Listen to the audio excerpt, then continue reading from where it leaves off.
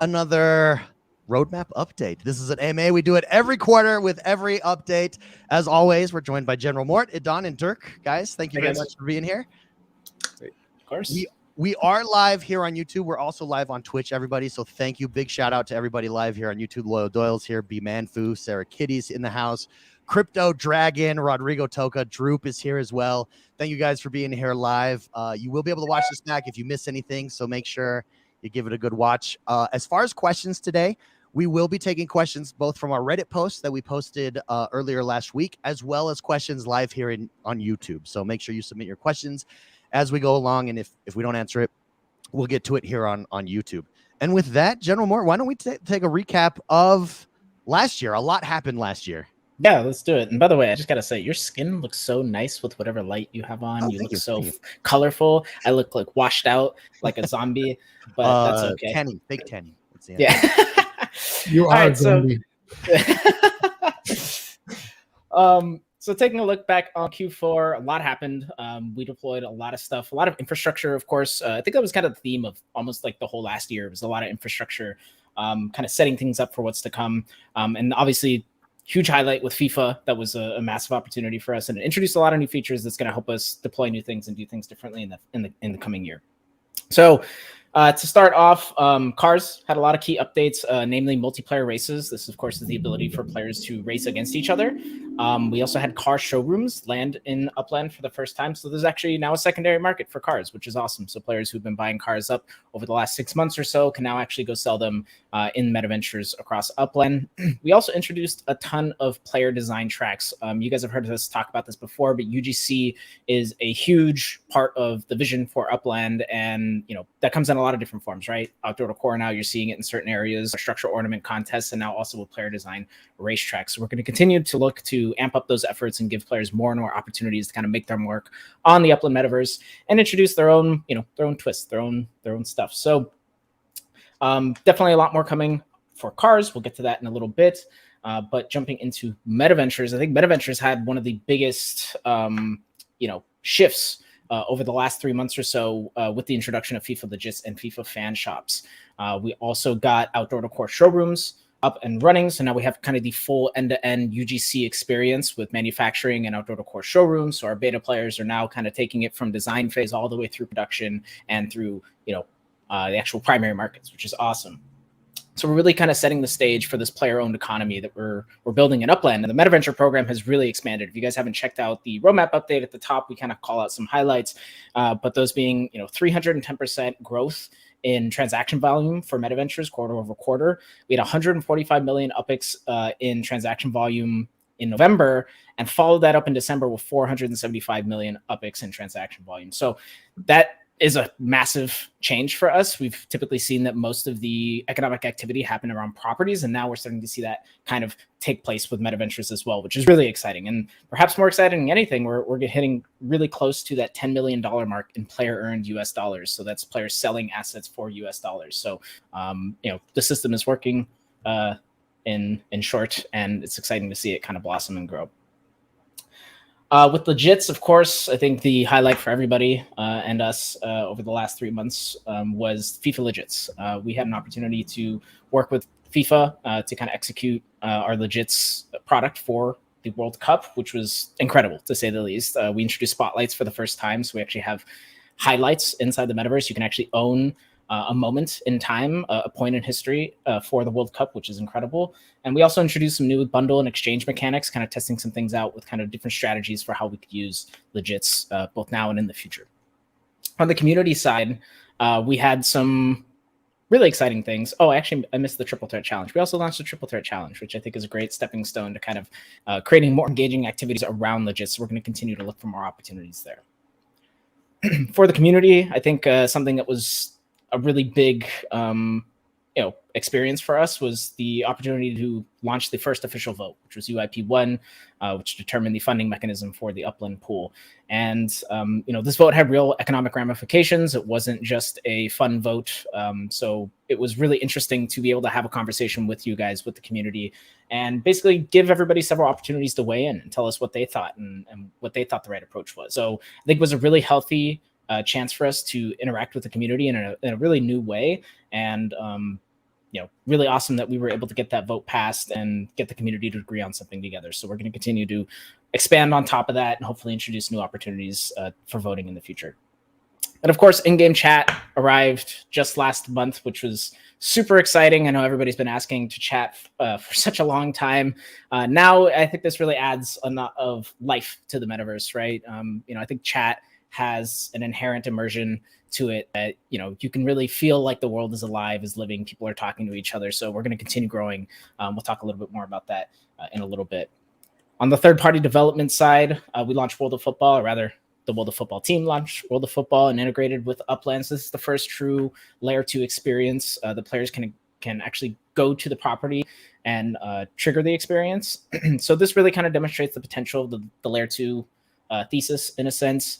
And it's a great start to the community-driven initiatives. And we can't wait to see how both World of Football expands and how we can continue adding new games and applications in the future. Lastly, it's just some miscellaneous stuff, but we did initiate or launch dynamic competitive treasures alongside a bunch of other treasure hunting changes that we announced. We still have some things that we need to deliver there, but those are going to be coming very soon. So with that being said, obviously we had a ton of great new partnerships over the last year, not just the FIFA World Cup, but the Susan G. Komen partnership for breast cancer awareness. Obviously, we're going to be partnering with the Argentina Football League coming this year, our partnership with Jackie Sai for the Halloween ornaments, Gala Games, of course, and last but not least, UNICEF Brazil. So really a nice string of partnerships for us, and can't wait to continue building on top of those partnerships in 2023. Yeah, what a year. Before we recap real quick, let's just take some comments of what this Q4 roadmap looks like, or Q1 roadmap rather. Upland Portugal actually says Happy New Year, as does Kevin Luxury. Happy New Year, everybody. Again, thank you very much for being here. And Droop says digging the Upland gear and backgrounds.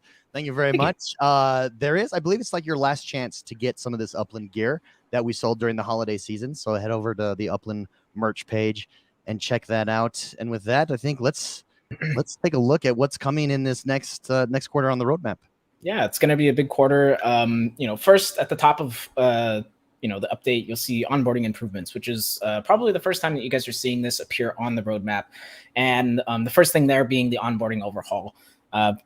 We recognize that our onboarding experience is not 100% optimal. So we are going to be planning a lot of different changes to kind of overhaul the whole onboarding experience, better educate new players on how to succeed in Upland, get them integrated faster and get them playing quicker, and actually get them to understand what's going on, within those first few days. So I can't say too much about the actual implementation right now, but there is going to be a heavy focus on improving the new player experience in the next few months. And a part of that is going to be some form of guided gameplay, which is going to allow us to actually walk players through certain aspects of the game, talk them through features, and get them to really understand what's going on. So as I mentioned, these are the first time these items have appeared on the roadmap. So you might be kind of surprised to see it, but Adon, what do you think is the rationale behind these new efforts? What are we trying to really accomplish here?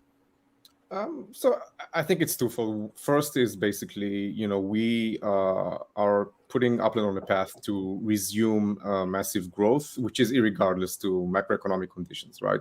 And part of that is the ability to effectively onboard new players that actually get to install the game and make them into engaged and active players. As probably everybody knows, or maybe don't, because active players haven't gone through the onboarding experience, it hasn't changed much in the last 3 years, right? So we are talking about a massive overhaul of the onboarding experience to be able to capture new audiences. Yeah, so I think it's going to be very exciting. Might not affect some of our current players, but it's definitely something that's going to help the ecosystem grow and expand, and create more economic activity over time. So that's definitely the goal there. So moving on, cars is another big one on the roadmap for the next several months, and competitive racing being, I think, top of mind there.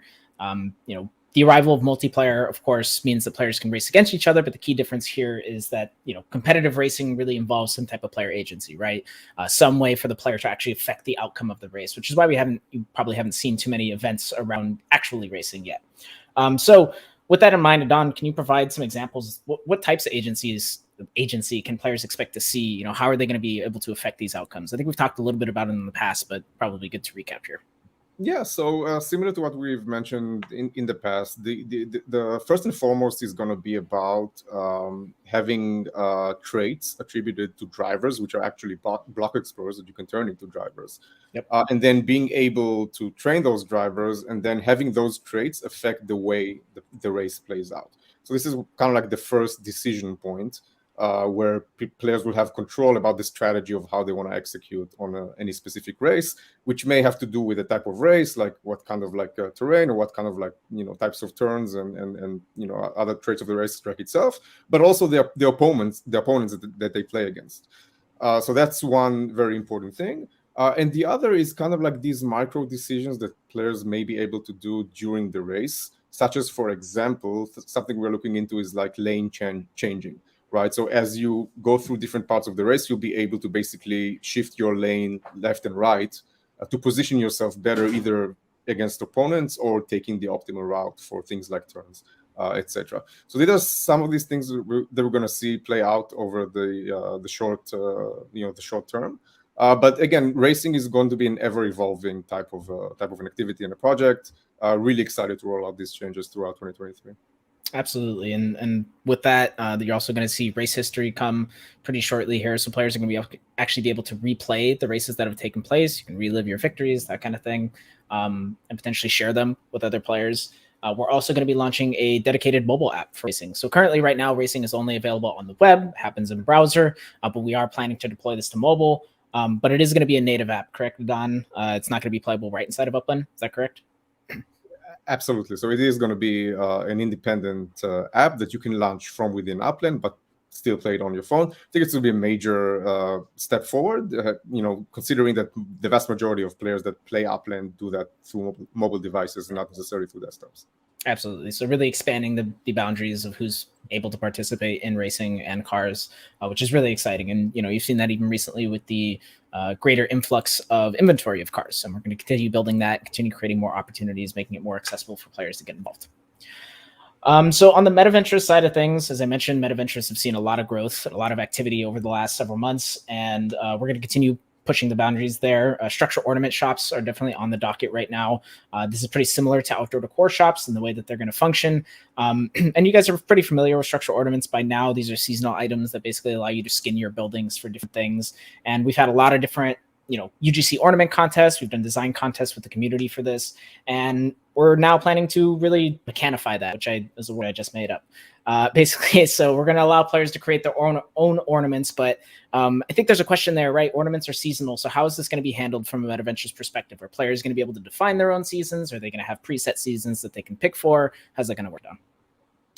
Yeah, so it would not be so.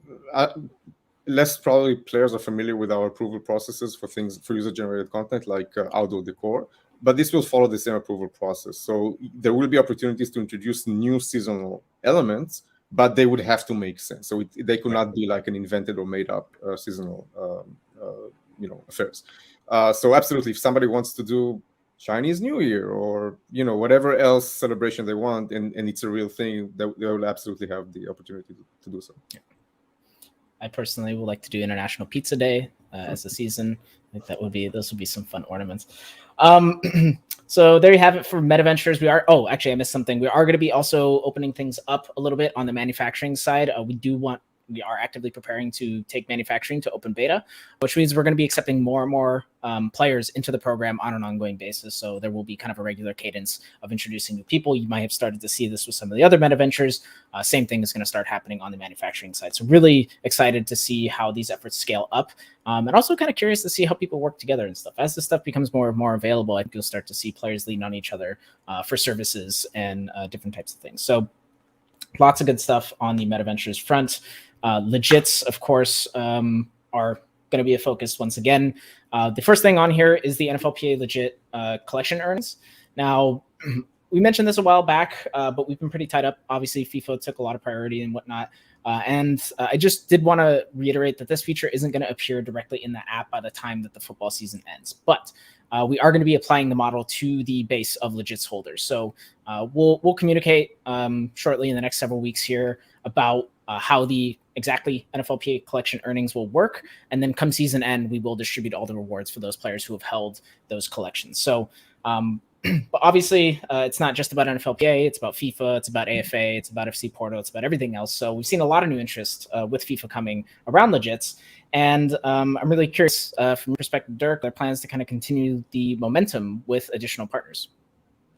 Yeah, absolutely. I think first of all, having FIFA as a partner was a big win for us. As as an early stage company, we're super happy to get such a big partner. Last year, which actually we only signed a few weeks before the World Cup started. So kudos again to the team to pull everything off and to innovate also. And especially that we have now the spotlights. We introduced this new type of legit, right? Just imagine whoever's going to be, the lucky owner of Messi's final goal. I don't know, one of the football fans among here in the audience, right? The goal which went over the line was not clear at the beginning, was it a goal or not? Just amazing stuff, which is out there now.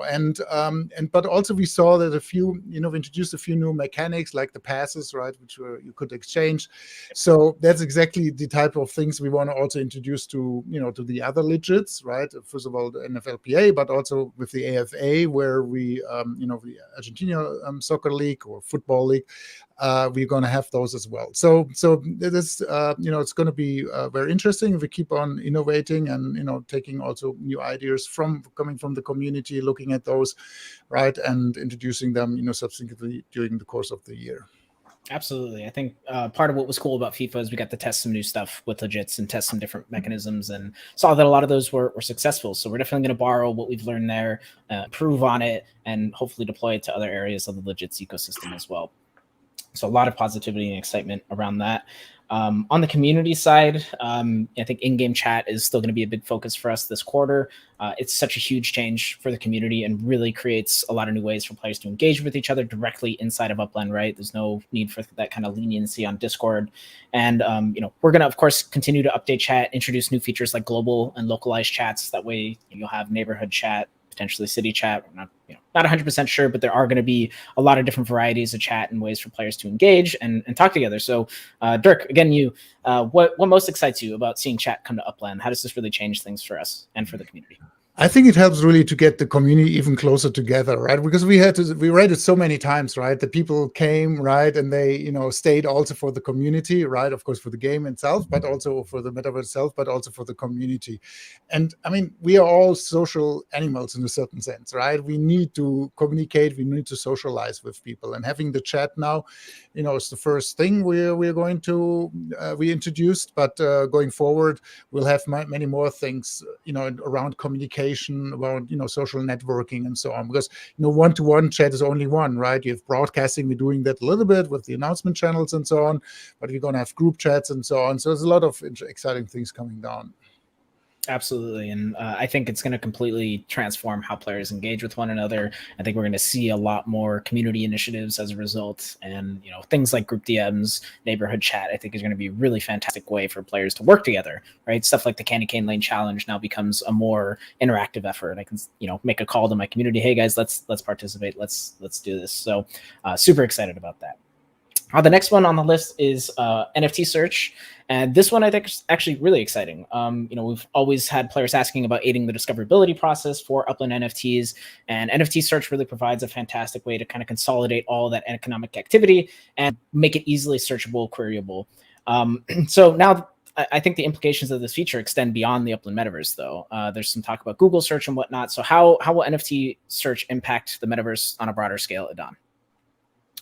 Yeah, so I think if you're thinking about it, it's primarily about empowering secondary markets at the end of the day. Because if we are realistic and honest with ourselves, today, if I wanted to search for a specific, NFT, let's say it was a Tom Brady jersey memento, I would have a very, very difficult time identifying where that is, who owns it, can I or cannot kind of like go and directly buy it if it's in a meta venture, or who do I need to make an offer in order to acquire it? And this is again, this is a very major friction point towards basically supporting economic activity in the secondary market. So this is the first thing that we want to solve, making it really easy for players who are looking for specific items to find them, to find their locations, to see whether or not they are available for sale in meta ventures, et cetera, et cetera. And the second thing is up until this day, you were not able from outside of Upland to get the lens through search engines into specific NFTs. And this is another thing we want to solve. Basically, any NFT that is available in Upland, whether it's a car or it's a legit or it's a property or whatever, will be visible for search engines. So when you search on Google, you may find that integrated into search results. So that would go a long way towards both discoverability, but then also things like the ability to get organic new players into Upland based on these NFTs, etc. Right. So you have kind of the in-game, in-platform discoverability component, and then the external discoverability component, which is really just allows people to kind of discover the ecosystem and get involved, which is super cool, in my opinion. So the next item here is third-party development. As I mentioned, we kind of saw our first real fruits of our labor with World of Football, but we are going to continue to expand the capabilities here, improve the developer tools, and continue to support the developers to kind of grow that ecosystem. But Adon, how are you feeling about the future of the developer ecosystem? Is there anything in particular that you're excited about? So again, it's an absolute game changer, and I know it takes time to see the fruits of these labors make it into Upland and become into actual, value-carrying propositions to playing Uplanders. But it's absolutely a game changer. We're going to see more and more of these integrate into Upland throughout 2023. And the main thing that it does is basically expand the opportunities to cast new value into the Upland metaverse that extend beyond the internal team of Upland. And that is very, very, very significant because the casting of these new value propositions will now start growing exponentially and not just linearly with the Upland team's effort. Absolutely. The last few items here, just kind of miscellaneous stuff. 3D avatars we've talked about in the past. And basically this is going to be, giving players the opportunity to create a humanoid extension of their Upland identity in a 3D format that's going to be, usable in immersive experiences. And then lastly, the UpX accumulation earnings cap, which we talked about a while back. But the goal here is basically make sure that players that are earning UpX are active, right? We just want to make sure that they actually engage with the app and collect their earnings versus kind of, just earning infinitely without any barriers there. So that's the idea on that side of things. So that just about does it for the Q1 roadmap kind of look ahead. Should we kick it to questions, David? Oh, you're muted. Sorry, I was muted because I keep coughing. Yeah, let's take some questions from YouTube here before we head to some of the Reddit AMA questions. Let's go to Russell Envy, who dropped a question regarding the seasonal or the ornament MetaVentures. He says, does it have to be a real holiday, or can I make one up as an International Upland Appreciation Day? So we would definitely start out with real holidays. I think, again, if we look strategically, there may be a pathway for people to invent their own holiday. Maybe we celebrate Festivus, anybody from for the 90s. But we're definitely going to start out with real world events that are actually, things. I'd love to see a Festivus ornament, just a pole that emerges from the top of a building. Cool. Russell Envy, thank you very much for that question. Finsky writes in here on YouTube and asks, any updates about neighborhood ratings? Yeah. So this will actually be deployed in a very, very short term. So again, they just didn't appear on the roadmap because they don't, as of now, require development focus. But absolutely, these are coming in this quarter. Yeah. So to add some context there, you'll likely see it appear out of app first, those kinds of leaderboards, before we actually develop them in app. Yeah, thank you very much, Finsky, for that question. That's a question that we got a lot during this for this MMA. So thank you very much. Let's do Bennett Black. He has a questions on cars. He says, will 2022 cars receive damage eventually? So first of all, whether or not they receive damage, it also has to do with, what kind of activities they partake. But at this point in time, damage is not implemented, but it is still an item in the roadmap that we plan on executing in the longer term. So damaged cars and odometer readings and stuff like that will be a thing, but we just don't have yet the foresight of exactly when that type of things will be deployed. Excellent. Again, Bennett Black, thank you very much for writing in.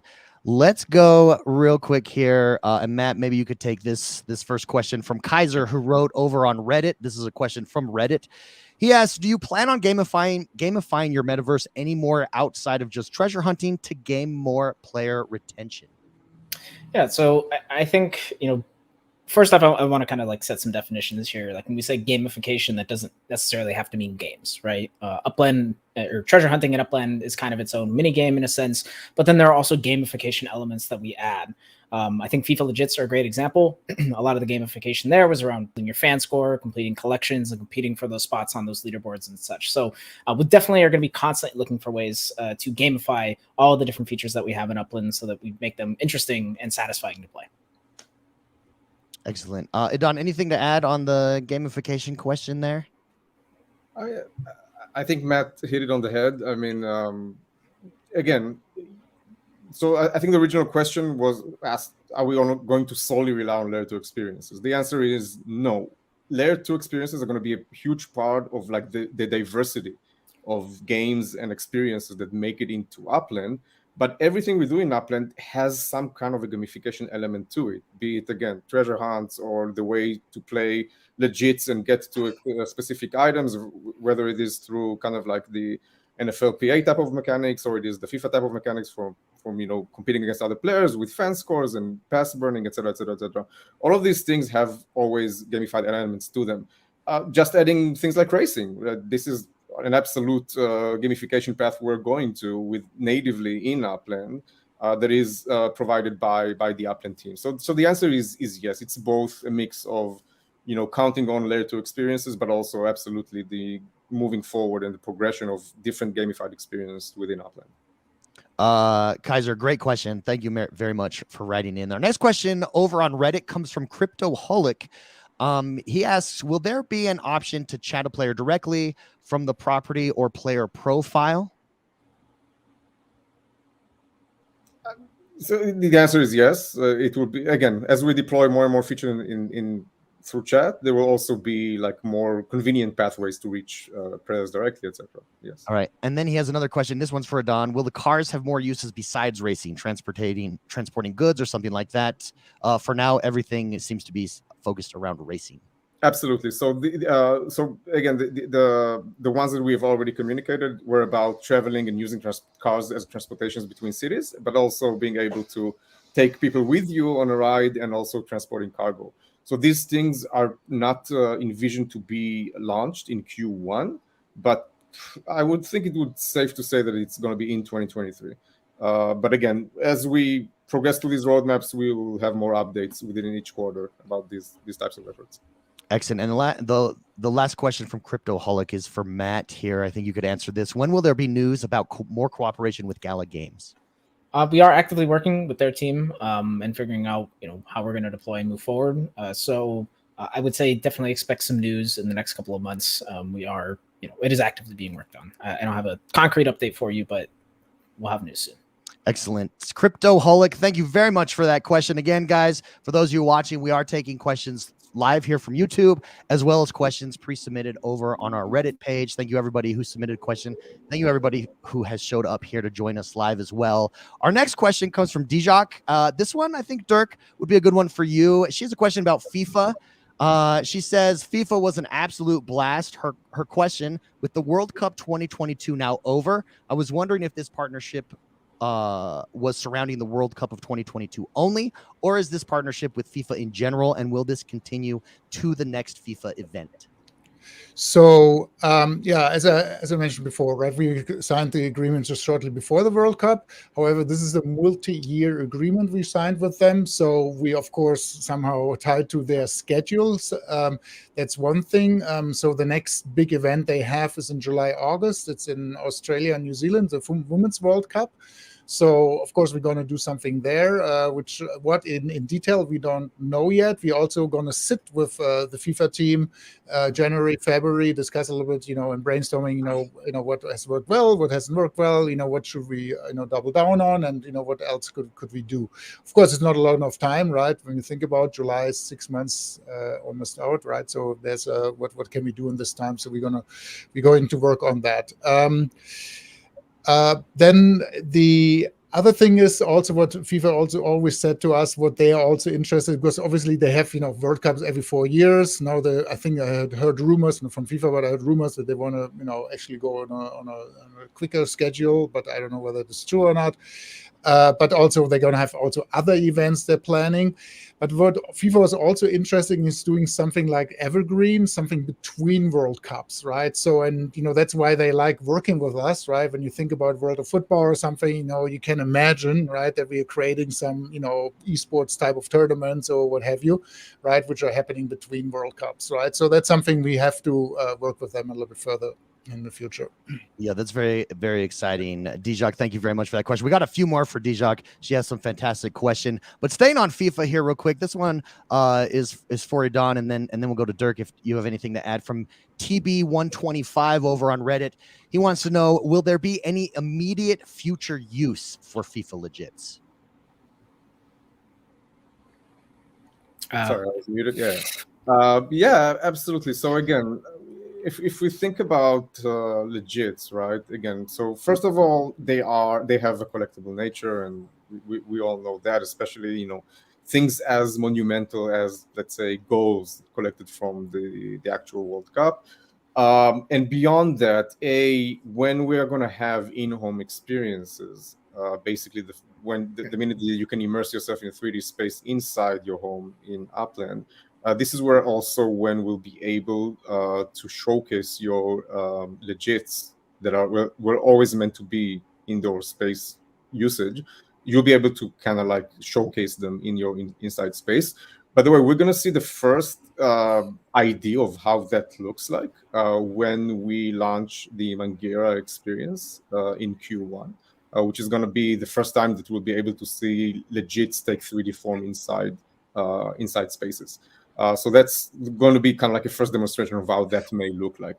And then beyond that, we're now also, tied to those internal experiences, we have the 3D form. So at the end of the day, the idea is that, things like jerseys and shoes and Mangueira costumes, etc., all of these things will become in the future wearables to be used by your 3D form.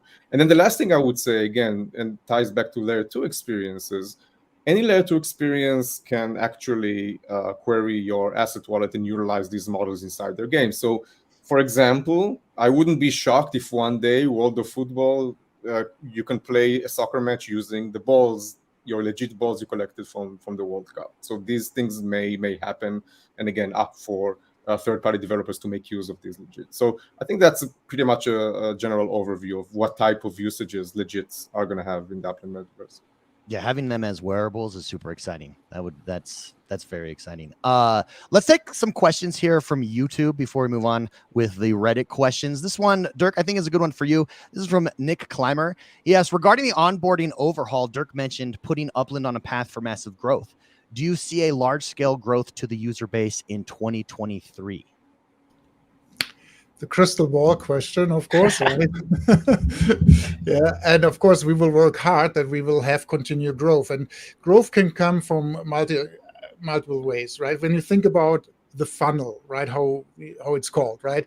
At the beginning you have maybe an ad, or maybe we have a partnership, right? So that's new users, they see for the first time Upland, right?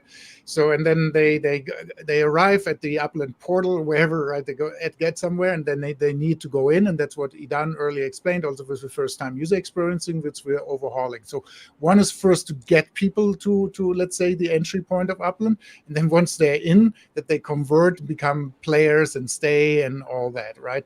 So and so to answering that question is, so in 23, so one let's say, it's not really secret, but we all know that traditional user acquisition has changed when in gaming, right? Especially since Apple has changed, the way they things can be tracked. It's a little bit harder for us now to acquire users.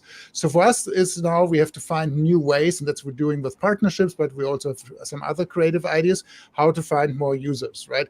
And of course we want to have massive user growth in 23, and but we have to test different channels first, and let's see. But yes, of course, short answer is yes, of course we want to have continued growth in Upland. Yeah, Nick Clymer, thank you very much for that question. I know one that's been on a lot of players' minds. Another one here, I think, Dirk, that's good for you is from Tweety Baz. She writes in and says, any plans for fashion brand partnership or some other partnership that isn't football or soccer? Yeah, so I mean, first of all, when we do partnerships, we always want to have utility somehow connected to it, right? Obviously, once we introduced the NFLPA, we had the legit, product features, and of course, it was natural to use that also for Porto and for FIFA, and developing that even further. Same, when you think about cars, right now we have only MV Motors, but as I think we mentioned also in previous M&As, right, that we have started talking to some car manufacturers, right? So we're very interested in bringing real world brand cars in there. Here's the question about fashion. Yeah, I think for fashion, we have kind of fashion, right? You can buy a jersey, but it was, asking is that really fashion or so. But the idea is, I think what you need for fashion is really avatars where you can represent yourself. I mean, once we have that, yes, of course, we want to work with fashion brands and introduce that kind of what we call vertical into the metaverse. Great question, Tweety. Thank you very much for writing in. Let's go back to our Reddit questions. Another one from Dijak. This one's for Adon. With all these amazing partnerships, some players are worried that the core of Upland, being a property trading game, won't get any love anymore from Upland. She asks, can you tell us something about what we can look forward to in 2023 on the property part of the game and in the long run, as well as maybe what are some use cases there will be for buildings, such as renting, etc.? Yeah, so again, a couple of questions and trying to kind of compile it into one single answer is that yes, there are partnerships, but Upland is like, 2 years ago, if Upland was, 30 or 40, people strong team, now we are much more and we can execute on different things in parallel. So as we're working on partnerships, there are parallel teams that make constant progression with kind of like the metaverse mechanics, and you can see it with our roll-up executions. So as it relates to properties, yeah, like 2 years ago, we couldn't build on top of properties. Okay, 1 year ago, we could build, but there was not much we can do with them. And then we introduced Meta Ventures. So now you can utilize your properties as a shop for players to walk into and buy. And suddenly we introduced manufacturing. So now you can use your property to build a factory and start producing things like outdoor decor, in the future structure ornaments, and even your own designed cars. And then we introduced third-party tools. So now your property and your house can be a launching point for an external experience. And pretty soon we're going to introduce also the first iteration of indoor spaces. At first it won't be available for players, but later on you would actually be able to utilize your home also to allow people in. So all of these things are constantly progressing.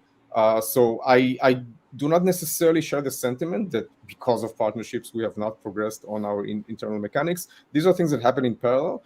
They may happen not at the very fast pace that people may expect, and that's perfectly fine. We are absolutely want to be held up for players' expectations, but we are constantly moving forward the amount of utility and things you can do from within your properties, within your buildings, etc. Excellent question, Dijak. Thank you for that submission. I know it's a question that's been a lot of player mind on building utility there, and thank you for that answer, Adon. We got one more for Dijak. This one, I think, Dirk, is best for you. She has a question on OMA 3. On a macro level, she says, I understand the added value of connecting metaverses, but on a more micro level for Upland, what will it bring Upland, and where do you see the risks? What type of time frame are we talking to be able to notice something from OMA 3 in the Upland sphere? Yeah, first of all, for the listeners or viewers here who haven't heard about OMA 3 stands for the Open Metaverse Alliance for Web3. And that's actually an initiative we have started from Upland last year, roughly a year ago. And we brought all large metaverse platforms together, Sandbox, Decentraland, and what have you, right? And said, hey, we have to do stuff together because when we really believe that the open metaverse is the future. So, and that's, what happened then, that we announced it back in July. And since then, we have over 1,000 companies have joined now and registered for OMA 3. I'm now now the chairman of that, and we bring things forward. So the principle of OMA 3 is interoperability, standardization, and ownership, right? Which is, of course, which stands because we're based on blockchain. So that's the idea. So everything is user controlled. And why is that good? And why is it good for let's say, very concretely speaking, for Upland users also? Because first of all, we believe when you think about today's closed metaverse or games, right? When you purchase something there, like a car or whatever, right? You cannot take it anywhere, right? So just think about it in the real world. When you're in, let's say, in France, right? And you have a car and you want to drive maybe to Spain or to Germany, and now you arrive at the border, say, you know what? I have to park my car, go cross the border and buy a new car, right?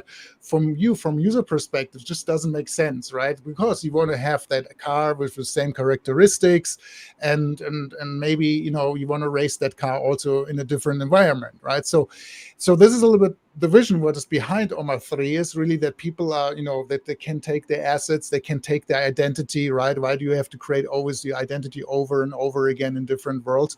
So that's the idea of OMA 3, and we believe that the future of gaming, of social interaction, is in the open metaverse, and that lots of, let's say, activities and usage will move from, let's say, those closed worlds, or even from traditional media. People might watch less TV in the future because they will find a really good value proposition with that. And that brings advantages, because we will have now more people coming in because it's easier for them to port their assets. And now we have more creators, we have more, let's say, called liquidity in the market, more people coming in, checking it out, and doing stuff there, right? So overall, we are making the cake bigger for everyone. What are the downsides and the risks, as also rightfully asked? Of course, standardization means you have to find common denominators, right? And that should not, prevent us from innovating, right? And then it's not good, right? Of course, because we have standards like Bluetooth, people were able, let's say the phone manufacturers were able to innovate, right? Because it was there. But if it's, if it's just talking and, trying to find this common denominator, then it's probably not very productive. So we see actually a future, and one thing is what you see currently with Gala Games, or also probably have done other partnerships we are going to announce. The way we see it's actually we'll probably have more on a bilateral level. We have partnerships, we're doing some stuff, and then we suggest that to become a standard, right? And so, but there's more to come this year. You will see that. Yeah, great question again, Dijak, on OMA 3, and we're super excited to be leading that charge for sure. Thank you very much for that answer, Dirk. We've got a question here for Matt. This one's for you. This is from Ruivers. Ruivers writes in and wants to know about color ranges on buildings. He says, we're rebuilding the world and the community needs many more colors to express themselves. Would it be possible to have most countries' flag colors, for example, available to decorate the structures we build? So, for instance, you can color your buildings the color of the Brazilian flag or the English flag or the US flag, stuff like that. So I don't have any direct update on colors. We can certainly explore it and see if there are more colors that we can introduce. I think on a more important front is really the introduction of more models that allow you to express your identity as a part of that city, a part of that culture, neighborhood, or whatever. So obviously we have plans in the future to have that baked in with kind of the community governance mechanics, where players will get to vote on what models are available in their respective neighborhoods. But I think before that, we want to lean on the community to continue to design new models for different cities and areas in Upland, which we kind of did last year with the Master Builders contest. So I would expect to see probably another initiative like that. And we're also probably going to start kicking things off with the Designers Guild that we announced quite a while back. I know that's kind of been on the back burner, but we're ready to kind of bring it back into the limelight. And, we'll start with landmarks, but there also might be potential where we work with the community to craft new models for individual cities and neighborhoods across the Upland metaverse. Yeah, S here in chat says jet black. I pressed the wrong one, but jet black would look so good. I agree with you, S. Thank you very much. Great question, Rivers. Thank you very much for writing in. We have another question from Reddit. This one's for a Don. This is from Prestigious Mud. He says, I understand the requirement to travel to MetaVenture shops. Why can you still buy properties remotely, though? I think he's talking to the secondary market here. Traveling to the property, he says, will reduce sniping and also allow for the development of real estate MetaVentures. Yeah, so as of why, when we launched basically property trading, and this was in the marketplace, and it was very early on, probably within the first 6 to 12 months of our activity, The thought behind it was to prevent friction, and so the secondary market for properties can be empowered. With the move to meta ventures, we kind of like wanted to put in place a much more immersive experience where you actually go and shop in kind of like buildings, bringing like bigger significance to the term virtual locality, which we are big proponents of. So basically the answer would be, why is it? Is because that's the way we launched it, and we have not yet made a decision or made proactive steps to change it. Will it change in the future? There is definitely a possibility that this will change to the future, more similar to the way that kind of like meta venture secondary markets perform today. Great question, Prestigious Mud. Since we're on meta ventures here, Rejinx in chat actually asked a question on meta ventures. He says, will starting meta ventures ever become automated, or will it always require waiting for approval? Yeah, so it will always be it will always require probably approval, but the waiting time will dramatically decrease. We are actively working on kind of like automating a lot of our processes that today a bit slowed down our ability to launch meta ventures, and we think within several weeks this will be launched, and this is where you're going to see a dramatic reduction in approval time. So it may be the case that you submit a meta ventures and then immediately, within a couple of days, you're approved and launched and ready to go. Rejinx, great question. Thank you very much for that. Let's head back to Reddit here. Dark Bloom over on Reddit. This is a question for Matt. What are the chances of having events and sales scheduled in a way that sometimes allows players in different time zones better access? Is there anything on the horizon in this area? Yeah, we get this question a lot, and I think, there's kind of two parts of it. In certain special cases, we will change how we do certain releases. I think, for example, with Rio, we did it in Rio local time zone. But the reality is we also have to work around what our team is available for and who can be available to, act on certain things. So it's a bit of a both.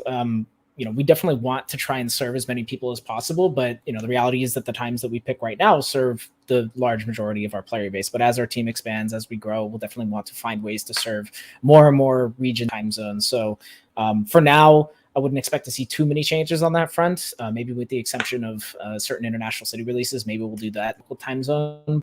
Outside for now, we're probably going to keep our current pace and our current kind of structure around times. Very good. Thank you very much, Dark Bloom, for that. Let's stay in Reddit, and we have another question from Prestigious Mud regarding NFL Pay Legits. This is for you, Matt. Love the Triple Threat Challenge reward concept and would like to know if it will be extended to other collections or maybe even an additional kind of new weekly fantasy team collection type of competition. Sure. Yeah, so obviously Triple Threat Challenge is still pretty early in its I don't know what the word is, but it's still pretty new. We are learning a lot with what we're running on it. We definitely want to find ways to improve it, make it more automated, potentially find a way to maybe have live scoring down the line. But definitely we want to take that concept and expand on it and see what we can add to what already exists there. Something like a new collection is something that we've kicked around in the past, probably not something you'll see in 2022, but potentially in 2023. So we're definitely going to keep working with that concept. We're learning a lot just by studying the results of it. And we're definitely going to keep trying to build utility around legits with that type of those types of events. Excellent. One more from Prestigious Mud here, Matt, before we move on. Yep. Also on NFL PA Legits, and I know this has come up here in YouTube as well. Replicas, they're still showing on the timeline roadmap as Q1, yep, but we're not mentioned in this roadmap that we're currently discussing. What is the status of replica functionality? So the good news is that the pass exchange mechanic that we did with FIFA kind of sets the groundwork for replicas. So the infrastructure is mostly in place now, so it's something that's going to be more easily done. The reason it's not on the actual written post for the roadmap update is that it's not guaranteed that it'll be delivered in Q1, and it's also probably not going to happen in the 2022 season. So we didn't really feel the need to expand upon it because it's likely going to be something that's more for 2023. So that's really the reason. But as I mentioned, we did make a lot of progress in terms of infrastructure via the pass exchange mechanics. So it's just one of those things that's a little up in the air. Not sure if it'll be delivered in Q1 or maybe a little bit later. Sure, absolutely. Again, thank you very much for that prestigious mud and those questions on NFLPA legits for sure. Let's go to Umbrella Boy over on Reddit. This one I think is good for Adon.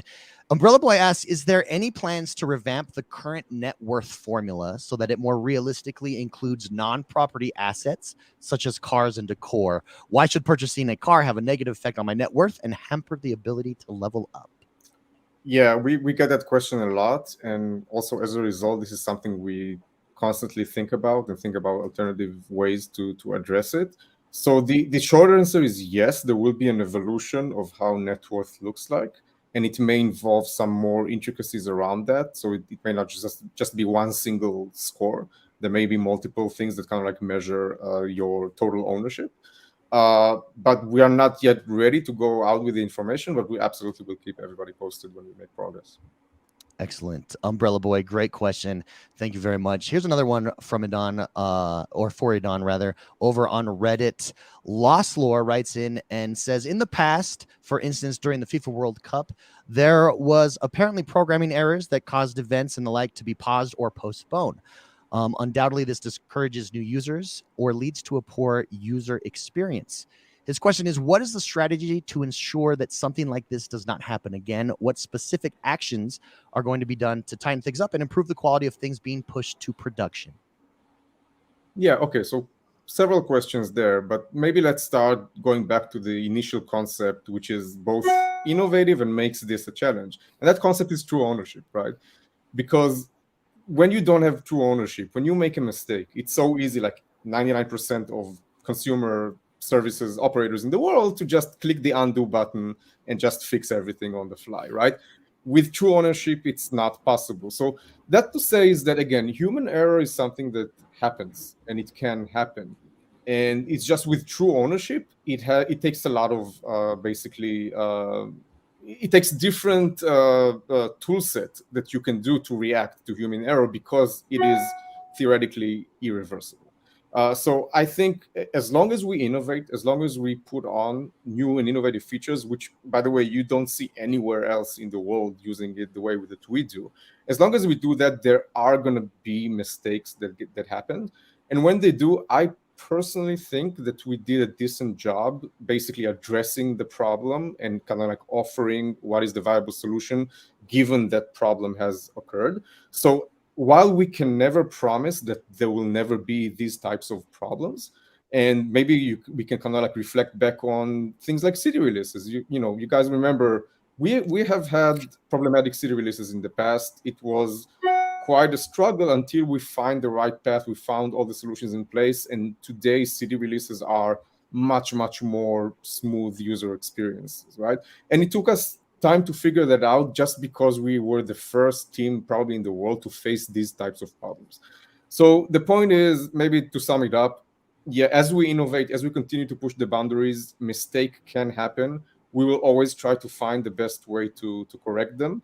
And the number 3 thing is, another grain of salt to take away from this as a consumer is the realization of the value of true ownership and what it means to ecosystems like Upland, for good and for bad. Yeah, absolutely. Great question. Thank you very much for asking, Lost Lore. There. Let's take some questions here from YouTube and take a break from Reddit real quick. Minaj Nasir writes in and says, we heard about farming and animals. Any update on those? Yeah, we are. I think you're going to get a lot of interesting updates across 2023.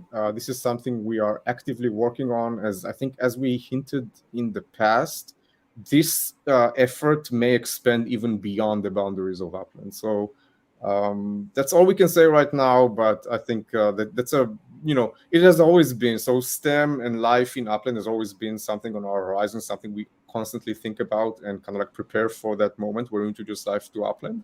And across 2023, we're going to start seeing updates that kind of like hint at the direction of how and kind of like how this will be implemented in Upland and beyond. Minaj, great question. Appreciate that.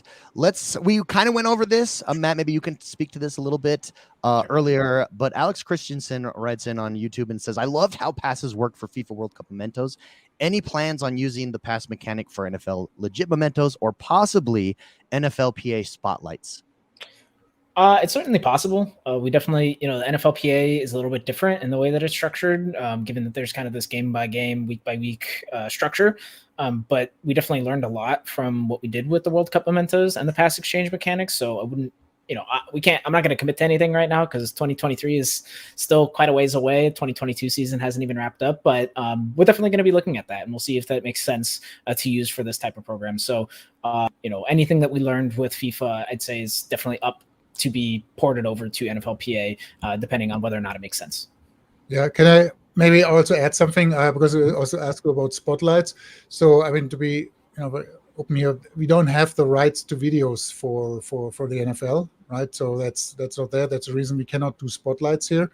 And that's also in general, when we do partnership agreements, those brands, right, or associations or clubs or whatever, they're always very restrictive what we are allowed to do and what we're not allowed to do, right? So, for instance, like fantasy games, right? This is a category, NFL gives to certain, NFLPA gives to certain, groups.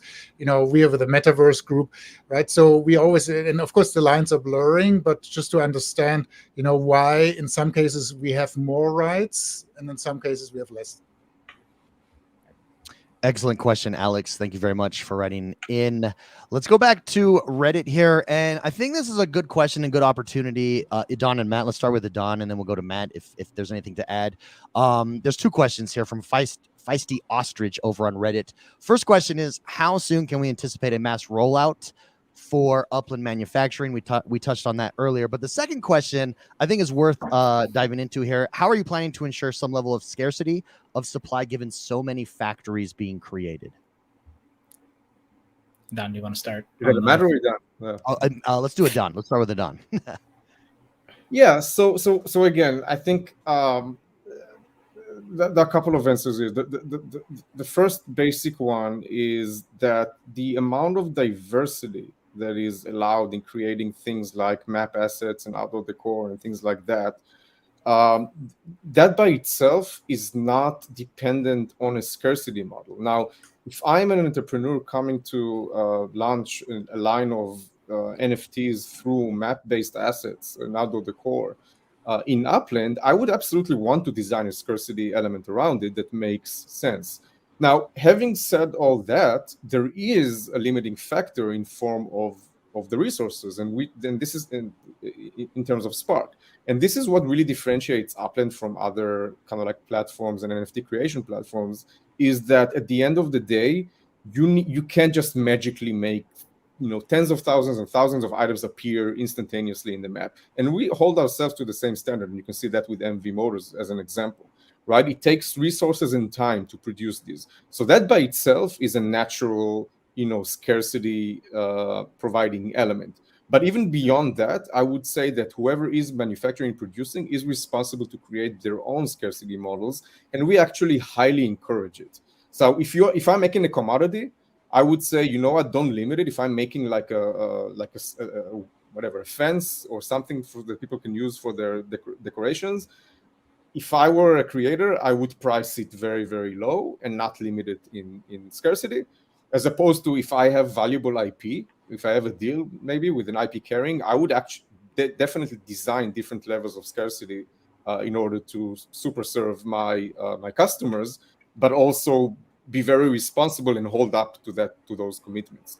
And by the way, we as Upland are also going to enforce these types of commitments. So this is part of the reason, which again I know not a lot of players are aware of, when people submit their designs for outdoor decor, for example, we ask that they submit it with a predetermined scarcity level, and we make sure that we don't allow anything that resembles something of low scarcity to be produced as a separate item. So again, a lot of points in this answer, but I hope it kind of like delivers the notion. Absolutely. Matt, anything to add to that? No, I think Adon pretty much covered it all. I think just the fact that Spark in itself is a barrier to entry and requires resources and investment does kind of create that scarcity model on its own. So I actually think it's kind of fine the way it's structured right now. Feisty Ostrich, again, great question. Thank you very much for writing in. We've got one for Dirk here. Again, this a marketing question. This is from God Sasso. He basically asks what our strategy is from an advertising standpoint to extend the pool of players. He says partnerships are nice, but a new campaign of advertisement can be good as well. What's any answer there, Dirk, for God Sasso? Yeah, I answered that a little bit previously, right? That we're testing out different channels and so on. But what we also want to do now this year is actually we want to internationalize Upland more. As you know, we have Portuguese because of Porto in the app. Now we have, upcoming, we have AFA, Argentina, Spanish, obviously, right? And so what we plan on doing is, running international ads. Having more languages on the website, and of course being more international in the app itself, right? So because we know that lots of players, sometimes our events, they're hard to understand for people who are not native English speakers, right? And obviously we can attract many more players, especially also from the Asian continent as well, right? When we have local languages up and running. So X1 is actually going to announce something in the next few weeks, because actually all that globalization or localization we want to do together with the community, because you guys know the best and you guys very often speak multiple languages, and we actually want to rely a little bit on the support of the community here as well. Yeah, our FIFA ambassador program, shout out to everybody who was a part of that, was very positive experience. A lot of our players representing Upland at different watch parties and stuff like that. So like Dirk said, stay tuned. Great question, God Sasso. Thank you very much for writing in. Another question from Reddit here. This comes from Los Montana. This one is for Adon. Does Upland plan to allow either the creators of outdoor decor or anyone to stake Spark on items made? He says this would ultimately create better pricing and an all-around better experience for all participating. Yeah, so this is something that is absolutely on the roadmap and absolutely makes sense, right? As the same way that people can contribute to other people's construction, there should be a pathway for other people to contribute to other people's manufacturing. Although at this point, this has not been scheduled for development, so we do not have the ability to say when exactly that will be launched. Excellent question, Los Montana. Thank you very much. This one is for Matt and Adon. Let's start with Matt here. Taco 2039 writes in and says, I'm considering manufacturing outdoor decor in Upland, but I want to know whether I can receive resale royalty as a designer. Yeah, so this is something we've been kicking around a lot in the background and discussing, if it makes sense, something we want to do. It's probably something that we'll do in the future. Again, as Adon mentioned with the last one, it's not something that's on the immediate development roadmap, but it's certainly something that we think could be valuable in the future. So we're going to continue exploring it, and we'll definitely communicate when we have more details. Excellent. Yeah, great question. Relevant. We have one more question over on Reddit. But before, this has come up a few times here. Adon, maybe you can speak to this. Any insight here? Bennett Black wants to know, will terminal owners get flight revenue soon? Is there a timeline on that? Unfortunately, no, there's no timeline. And I know that we've talked about it in the past, but we have not yet laid out the timeline for the execution of this, unfortunately. Thank you very much, Bennett Black, for asking that question. Appreciate it. And our last question over on Reddit, as we come to time here, comes from Skittles Stonks. This is for Adon. Skittles writes in and says, can you talk about the slumping Spark economy and what mechanics, utilities, or innovations will be coming to protect the investment players have made in Spark in 2023? So at the end of the day, I wouldn't necessarily agree with the word slumping Spark economy, but what you're seeing is the overall progression of why we need Spark. So if at the beginning it was only to construct buildings, and now we've introduced manufacturing, and keep in mind manufacturing is still in closed beta, soon to be in open beta.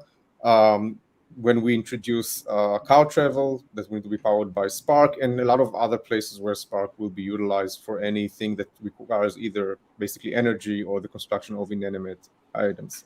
So Spark is being driven step by step with the introduction of further utility that utilizes Spark. So that is basically at the end of the day the answer to everything. Huge. Thank you very much, Skittles, for writing in. Great question. Everybody, that does us for this year's roadmap. Let's have a final word on 2023. Again, Happy New Year, everybody. Let's start with Dirk, then Adon, then Matt, and then we'll get out of your hair, everybody. Dirk, 2023, what are you excited for? Most excited for Upland? What does the future hold here in the metaverse? So most excited for everything we do, of course. So I don't want to put any big priorities, but I'm super excited on making Upland a more social place. So everything we introduced now, starting with chat and all the stuff with the cafes and everything we mentioned previously, what's coming. So that's very exciting. I'm very excited to create the ecosystem. That means we have a third-party developer, right? We expect also that will also drive more users coming into Upland, obviously, right? Because they either have their own community or, because it's just a compelling value proposition if we have more people coming in. And last but not least, right, everything around meta ventures. I really want to see what else people will be able to sell, to build, and that was always the core idea of building this entrepreneurial metaverse, which makes us very unique. And looking forward to see more coming out of that. Amen. Well said. Idan, how about yourself? 2023. What's the outlook look like for you? Yeah, like you're asking us to choose like a favorite child, right? It's always like a hard thing. But again, to me, always what I find that what I always get excited by is when I see user creations, right? So all the UGC elements, and then coupled together with also the power of the development network. I'm waiting to see that magic moment where a third-party app ties to UGC content, UGC NFTs created by players, and how it all comes together for a superior value propositions that we ourselves could not have even dreamed about. Looking forward to seeing these types of moments in Upland for sure. Yeah, absolutely. General Mort, you have the last word. 2023. I agree with everything Dirk and Idan said. Of course, I am also very partial to UGC and kind of seeing the players' impact on the metaverse. I'm a huge gamer. I played a lot of games where that were driven by mods and add-ons and stuff. So really excited to see what developers can do and what designers can do in Upland. But also there's so much more. The integration of chat and kind of bringing the community closer together, I think is going to be really exciting. And I think that we're also going to be making a lot of changes, onboarding, user experience front, that I think is going to improve the experience a lot overall. So just excited about all of it and excited to get to work, really. Yeah, huge thank you. Wait, David, we need yours. Yeah, David, what's yours? Mine is in-game chat. In-game chat has already been amazing. Shout out to all my neighbors over in Valley Glen in LA. Very much enjoyed being your neighbors and developing up that neighborhood. And let's go. In-game chat 2023. It's coming. I'm at maybe next or a couple AMAs from now, we're going to be live in app doing this. So yeah, that would be cool. That could be exciting. Again, thank you, everybody, for joining us. Thank you, everybody who submitted questions. We love this opportunity to speak with you, the community, to answer some of your questions, some very good questions over on Reddit, here in YouTube. Huge thank you. This video is live. You can refer back to it anytime. We will post a link both in app, in our announcements page. It's there permanently, as well as the roadmap page over on Discord, or roadmap channel, rather. So go check it out, refer back to it as often as you wish. And thank you very much. Have a great January, everybody. Happy New Year. 2023 is here. Guys. The metaverse. Thanks, everybody.